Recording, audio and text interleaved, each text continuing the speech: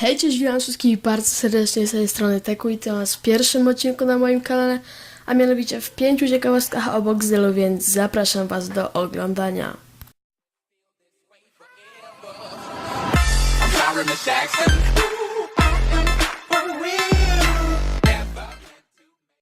Okej, więc pierwsza ciekawostka. Boxdel ma bliznę na poliku, bo gdy był mały, dostał deską w ten polik. Dokładnie tak.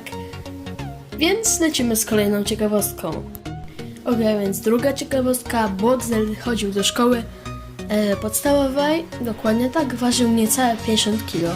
Nie wiem, czy to jest dużo, czy mało, ale znalazłem taką ciekawostkę i chciałem właśnie o niej powiedzieć, więc lecimy dalej. Dobra, trzecia ciekawostka, bardziej związana z grami, ale też z Boxdelem. Boxdel kiedyś miał globala w CSGO. Myślę, że teraz już przestał grać i teraz interesuje się dramami i kurde, nie wiem, jakimiś kurde Ace Place Room i w ogóle. Sami widzicie, więc kolejna ciekawostka. Dobra, więc czwarta, przedostatnia ciekawostka. Myślę, że trochę dziwna, no ale nie się z tym. Boxdel kiedyś jadł bardzo dużo bananów i uwielbiał banany. Wiem, to dziwne. Teraz też lubi je jeść na jego Instastory albo na My Story na Snapchacie. Można spotkać właśnie Boxdela jedzącego banany. Więc lecimy z ostatnią, piątą ciekawostką. Okej, więc piąta, myślę, że mała znana ciekawostka.